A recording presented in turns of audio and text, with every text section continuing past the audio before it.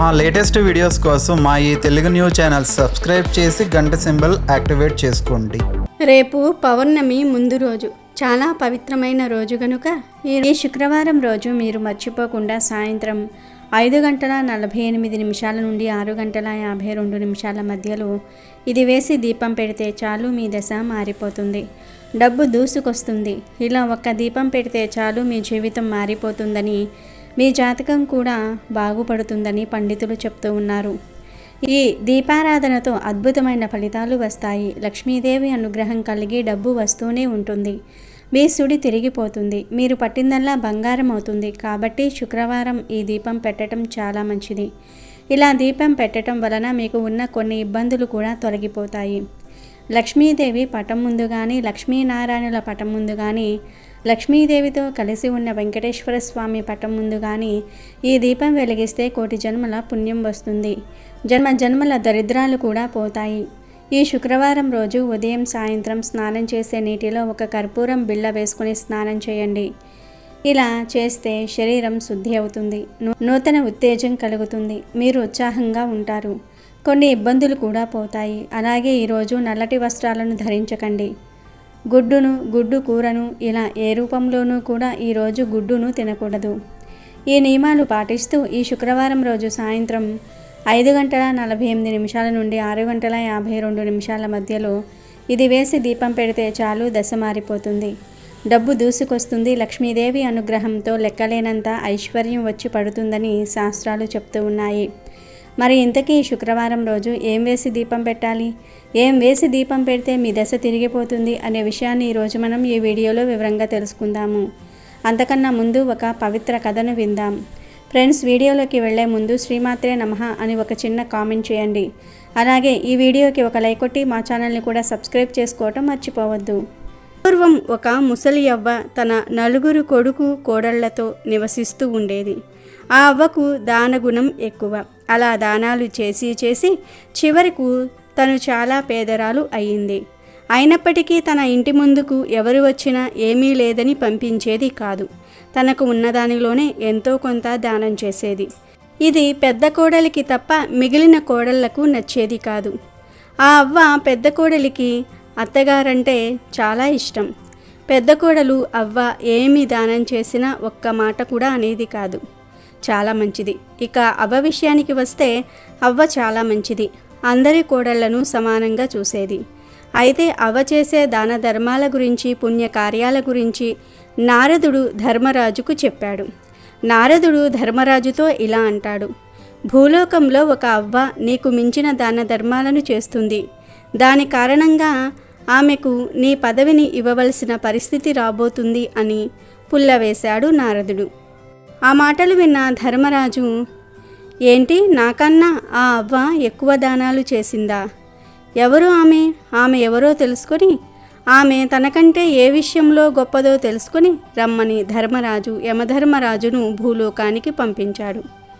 యమధర్మరాజు సామాన్య మానవ రూపంలో ఒక పేదవాడిగా అవ్వ ఉన్న గ్రామంలో తిరగటం ప్రారంభించాడు. ప్రతి ఇంటి ముందుకు వెళ్ళి తన దగ్గర బట్టలు లేవు, కొన్ని బట్టలు దానం చేయండి అని అడిగాడు. కానీ ఎవ్వరూ కూడా తనకు సహాయం చేయలేదు.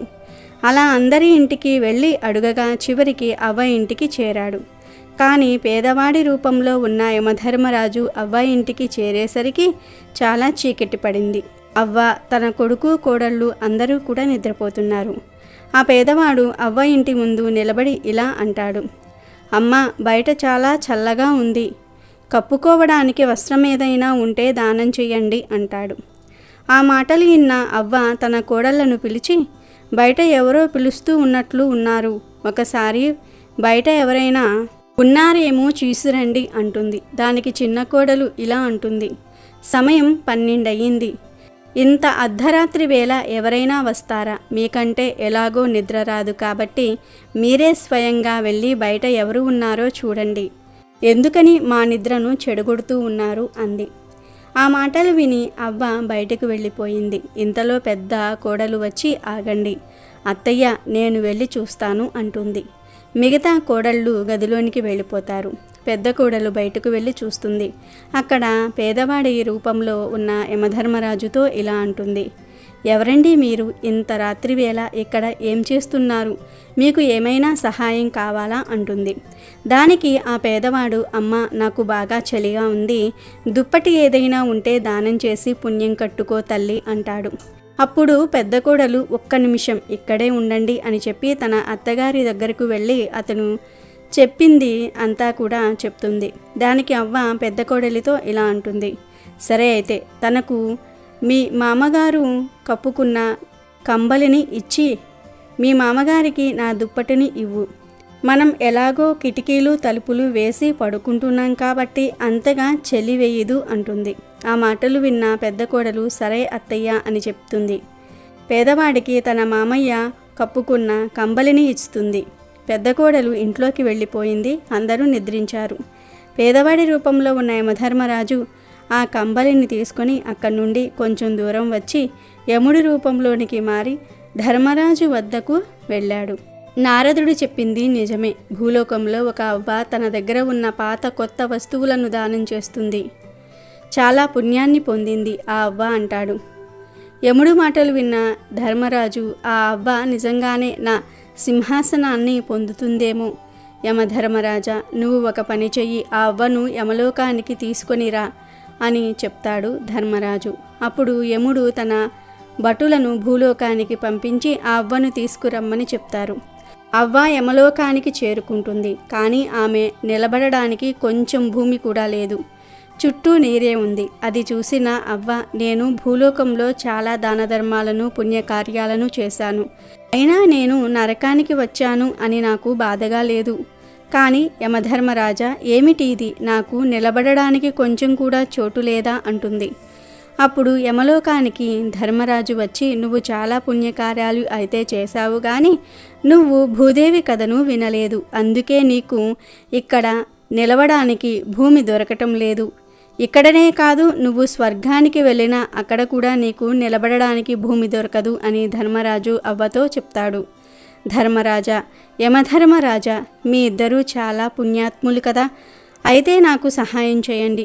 నేను నా కాళ్ళ కింద భూమి లేకపోతే నేను ఎలా నిలబడతాను? నాపై జాలి చూపించండి అంటుంది. అవ్వ మాటలకు ఆమె చేసిన దాన ధర్మాలను గుర్తు తెచ్చుకొని యమధర్మరాజు ఇలా అంటాడు, మీరు బాధపడకండి, మీకు నేను 7 రోజులు గడువు ఇస్తున్నాను. మీరు భూమి మీదకు వెళ్ళిన తర్వాత 6 రోజులు భూదేవి కథను వినాలి, 7వ రోజు తిరిగి ఇక్కడకు రావాలి అని చెప్పి అవ్వను భూమిపైకి పంపిస్తాడు. చివరిలో ఒక షరతు పెడతాడు, నువ్వు భూమిపైకి వెళ్ళిన తర్వాత క్రమం తప్పకుండా 6 రోజులు భూదేవి కథను ఒక బ్రాహ్మణుడి ద్వారా వినాలి. అలా అయితేనే నీకు ఇక్కడ నిలబడడానికి భూమి లభిస్తుంది అని చెప్తాడు. అక్కడ భూలోకంలో అవ్వ చనిపోయింది అని అనుకుని ఆమెకు దహన సంస్కారాలు చేయటం ప్రారంభించారు. శ్మశానానికి దగ్గరలో ఉందనగా అవ్వ లేచి తన కొడుకులతో, నన్ను ఎక్కడికి తీసుకుని వెళ్తున్నారు? నేను ఇంకా చనిపోలేదు అంటుంది. ఆ మాటలు విని 4 కొడుకులు కోడళ్ళు ఆశ్చర్యపోతారు. ఆ తర్వాత అవ్వకు క్షమాపణ చెప్పి ఇంటికి తీసుకుని వెళ్తారు. చనిపోయిన అత్త తిరిగి రావటం చూసిన 4 కోడళ్లకు మతిపోయింది. పెద్ద కోడలు చాలా సంతోషించింది. మిగిలిన 3 కోడళ్ళు ఇలా అనుకుంటున్నారు, ఈవిడ అంత త్వరగా ఎందుకు చస్తుంది? మనల్ని చంపుతుంది కానీ అని అనుకుంటున్నారు. ఊరిలోని వారంతా కూడా ఆశ్చర్యపోతారు. వీరి కుటుంబాన్ని చూసి హేళన చేస్తారు. ఆ తర్వాత అవ్వ తన 4 కోడళ్లను కొడుకులను పిలిచి, నేను ఇంకా 7 రోజులు మాత్రమే ఈ భూమి మీద ఉంటాను, నిజానికి నిన్న రాత్రే నేను చనిపోయాను అని చెప్పి యమలోకంలో జరిగిందంతా కూడా చెప్పి తను భూమి మీదకు రావడానికి గల కారణం కూడా చెప్పింది. అవ్వ మాటలు విన్న కొడుకులు కోడళ్ళు, పెద్ద కోడలు తప్ప, ఈవిడకు పిచ్చి పట్టిందా ఏమిటి? ఏదో పీడకలు వచ్చి ఉంటుంది, దానికి ఇంత పెద్ద పంచాయతీ పెట్టాలా అన్నారు. కొడుకులు కూడా ఆమె మాట వినలేదు. అప్పుడు అవ్వ, దయచేసి నా మాట నమ్మండి, ఇంకో 7 రోజుల్లో నేను చనిపోతాను. నేను 6 రోజులు క్రమం తప్పకుండా భూదేవి కథను వినాలి, నాకు సహాయం చేయండి అని ప్రాధేయపడింది. దానికి పెద్ద కోడలు ఇలా అంటుంది, అత్తగారు చెప్పేది నిజమైనా అబద్ధమైనా ఏమవుతుంది? భూదేవి కథ వింటే పుణ్యమే కదా అంటుంది పెద్ద కోడలు. తన భర్తను పిలిచి, మీరు వెంటనే వెళ్ళి ఒక బ్రాహ్మణుడిని పిలుచుకొని రండి అంటుంది. మిగిలిన ముగ్గురు కోడళ్ళు చేసేది ఏమీ లేక చూస్తూ ఉన్నారు. చిన్న కోడలికి మాత్రము తన అత్తపై, తోడి కోడళ్లపై కోపం రోజు రోజుకు పెరిగిపోతుంది. బ్రాహ్మణుడు ఇంటికి వచ్చి భూదేవి కథను చెప్పాడు. అలా క్రమం తప్పకుండా అవ్వ ఇంటిలో 6 రోజులు భూదేవి వ్రత కథను చదివించారు. ఇక 7వ రోజు ఉదయాన్నే అవ్వ నీటితో నింపిన చెంబును, దారమును, 5 రూపాయల బిళ్ళను, బెల్లాన్ని తీసుకొని కొడుకు కోడళ్లను పిలిచింది. మీరందరూ కలిసి నాతో రావి చెట్టు వద్దకు రండి. అక్కడ భూదేవి కథను చివరిగా విందాం అంటుంది. ఈ రోజుతో నేను మీ అందరినీ విడిచి వెళ్ళిపోతాను. రేపు తెల్లవారేసరికి ఈ లోకాన్ని వదిలేస్తున్నాను అని చెప్తుంది. ఆ మాటలు విని కొడుకు కోడళ్ళు ఏమీ మాట్లాడరు. నిస్సహాయంగా చూస్తూ ఉంటారు. బ్రాహ్మణుడు, అవ్వ, తన 4 కొడుకు కోడళ్ళు రావి చెట్టు వద్ద భూదేవి కథను వింటారు. కథ పూర్తయిపోయిన తర్వాత అవ్వ లేచి తనతో తెచ్చుకున్న నీటిని రావి చెట్టు మొదట్లో పోసి కోడళ్లకు దారం ఇచ్చి చెట్టుకు కట్టమని చెప్పింది. 5 రూపాయి బిళ్ళలను, బెల్లాన్ని రావి చెట్టు మొదట్లో పాతిపెట్టి, అమ్మ భూదేవి, నేను చేసిన ఈ వ్రతాన్ని స్వీకరించు. నేను చేసిన పాపాలను క్షమించు. నాకు నిలవడానికి భూమిని ఇవ్వు అని భూదేవికి మొక్కుతుంది. అందరూ కలిసి ఇంటికి వెళ్తారు. అవ్వ తన కోడళ్లతో ఇలా అంటుంది. ఈరోజు నా చివరి రోజు. నాకు నవకాయ వంటలు చేసి పెట్టండి. నేను ఆనందంగా ఇక్కడి నుండి వెళ్ళిపోతాను అంటుంది. దానికి చిన్న కోడళ్ళు ఇలా అంటుంది. ఏమైందని మీకు నవకాయ వంటలు చేయాలి? ఉన్నది అంతా దానాలు, పూజలు, వ్రతాలు చేసి మమ్మల్ని కటిక పేదవారిని చేశారు. మీరు ఏదో నిజంగానే చనిపోతారని వీరు నమ్మి మీకు ఇన్ని సేవలు చేస్తూ ఉన్నారు. వీరందరూ మీరు ఏది చెబితే అది గుడ్డిగా నమ్ముతున్నారు అని అందరిపై విరుచుకుపడింది. పెద్ద కోడలు, ఇక చాలు ఆపు. నువ్వేమీ మాకు సహాయం చేయనవసరం లేదు. అత్తయ్య, మీకు నేను నవకాయ వంటలు చేసి పెడతాను. ఎవరు నన్ను ఆపుతారో చూస్తాను అంటుంది. పెద్ద కోడలు ఒక్కసారి ఇంటికి వెళ్ళి ఒక్కో పదార్థం తెచ్చి వంట చేస్తుంది. అందరినీ పిలిచి భోజనం చేయమంటుంది. కానీ చిన్న కోడలు తినదు. అప్పుడు అవ్వ, రేపొద్దున్నే నేను వెళ్ళిపోతాను. ఈ ఒక్కరోజు నాతో కలిసి భోజనం చెయ్యి రా తల్లి అని చిన్న కోడల్ని పిలుస్తుంది. ఇష్టం లేకపోయినా అందరితో కలిసి భోజనం చేస్తుంది. అవ్వ తన చివరి రోజును ఆనందంగా గడుపుతుంది. ఇక ఆ రోజు రాత్రి యమదూతలు వచ్చి ఆమెను యమధర్మరాజు వద్దకు తీసుకుని వెళ్తారు. ఈసారి అవ్వ కాళ్లకు నేల తగులుతుంది. ధర్మరాజును చూసి అవ్వ ఇలా అంటుంది. స్వామి, మీరు చెప్పినట్టు నేను భూమి మీదకు వెళ్ళి భూదేవి కథను విన్నాను, పుణ్యాన్ని పొందినాను. కానీ స్వామి, నేను నా పిల్లలను చాలా పేదరికంలో వదిలి వచ్చాను. ఇప్పుడు ఇంటిలో వారికి నాకు కార్యం చేయడానికి కూడా ధనం లేదు, తినడానికి తిండి లేదు. ఇన్ని పుణ్యకార్యాలు చేసినందుకు నాకు ఏమీ మిగిలింది అని ఏడుస్తుంది. ధర్మరాజు అవ్వతో ఇలా అంటారు. నువ్వు చేసిన వ్రతం మామూలు వ్రతం కాదు, భూదేవి వ్రతం. ఇంకా నువ్వు వ్రతం పూర్తి చేసి నీ వద్ద ఉన్న ధనాన్ని, బెల్లాన్ని భూమిలో పెట్టావు. నీకు, నీ కుటుంబ సభ్యులకు భూదేవి అనుగ్రహం కలిగింది. చివరి రోజున నువ్వు మీ కుటుంబంతో కలిసి భూదేవి కథను విన్నావు. నీ పుణ్యఫలం వారికి కూడా దక్కింది. చూడు అంటూ భూమి వైపు చూపించి తన ఇంటిలో ధనధాన్యాలను చూపించాడు. అవి చూసి అవ్వ చాలా సంతోషించింది. ఇక మరుసటి రోజు చిన్న కోడలు లేచి తన పనులు తాను చేసుకుంటుంది. మిగిలిన కోడళ్ళు కూడా నిద్రలేచి తన అత్తగారి వద్దకు వెళ్ళాలనుకున్నారు. కానీ వెళ్ళలేదు. పెద్ద కోడలు అత్త దగ్గరకు వెళ్తుంది. ఆమె చనిపోవటం చూసి బాగా ఏడుస్తుంది. ఆమె ఏడుపు విని అందరూ వచ్చారు. కొడుకులు ఇలా అనుకుంటున్నారు. పోయినసారి మనం అమ్మ చనిపోయింది అని అందరినీ పిలిచి అవమానాన్ని పొందాము. ఈసారి మనం నలుగురమే కార్యాన్ని ముగిద్దాము అని అనుకుంటూ ఉంటారు. చుట్టుప్రక్కల ఇంట్లో ఉన్న అందరూ చూస్తూ ఉన్నారు. చివరిగా దహన సంస్కారాలు పూర్తి అయ్యాయి. ఇంతలో కొంతమంది ఆడవారు అవ్వ ఇంటి ముందుకు వచ్చి పాటలు పాడారు. కోడలను పిలిచి ఒక కుండను అక్కడ పెట్టమన్నారు. మా భర్తలు శ్మశానం దగ్గరకు వెళ్ళారు. వారు తిరిగి వచ్చాక కుండను అక్కడ పెడతాను అంటారు. ఎంతలో వారి భర్తలు వచ్చేస్తారు. భార్యలు కుండను అక్కడ పెడతారు. ఆ ఆడవారు ఆ కుండ చుట్టూ 5 సార్లు పాట పాడుతూ తిరిగి వెళ్ళిపోతారు. పెద్ద కోడలు అత్తగారి గదిలో ఉంటుంది. గ్రామంలో ఉన్నవారు వీరి పరిస్థితిని చూసి సాయం చేయడానికి వచ్చారు. ఒక్కో రోజు ఒక్కొక్కరు భోజనం పెడతాం అని మాట ఇస్తారు. ఇంతలో అవ్వగదిలోని పెట్టి శబ్దం వచ్చింది. పెద్ద కోడలు ఏమిటి అని పెట్టి తీసి చూసింది. పెట్టి మొత్తం డబ్బుతో నిండి ఉంది. వెంటనే తన గదిలోనికి వెళ్ళింది. ఆమె గదిలో కూడా డబ్బు బంగారము ఉన్నాయి. వంటగదిలో చూసింది. సరుకులు అన్నీ నిండి ఉన్నాయి. అవి చూసి పెద్ద కోడలు ఆనందంతో తన భర్తను పిలిచింది. తన భర్త చిరాకుగా, ఇప్పుడు ఇంటిలో ఏమీ లేవు, నేను ఎక్కడికి వెళ్ళి ఏమి తీసుకురాను అని అంటాడు. దానికి పెద్ద కోడలు, మీరు ఎక్కడికి వెళ్ళనవసరం లేదు, ఒక్కసారి ఇంటిలోనికి రండి అంటుంది. పెద్ద కోడలు భర్త మిగిలిన వారందరూ కూడా ఇంట్లోనికి వచ్చి చూసేసరికి ఇల్లంతా డబ్బుతో, వస్తువులతో, ఆహార పదార్థాలతో నిండి ఉంటుంది. మిగిలిన ముగ్గురు కోడళ్ళు తమ గదుల్లోనికి వెళ్ళి చూసుకున్నారు. రెండవ కోడలికి, మూడవ కోడలికి కొంచెం డబ్బు మాత్రమే లభించింది. కానీ చిన్న కోడలికి అస్సలు ఏమీ లభించలేదు.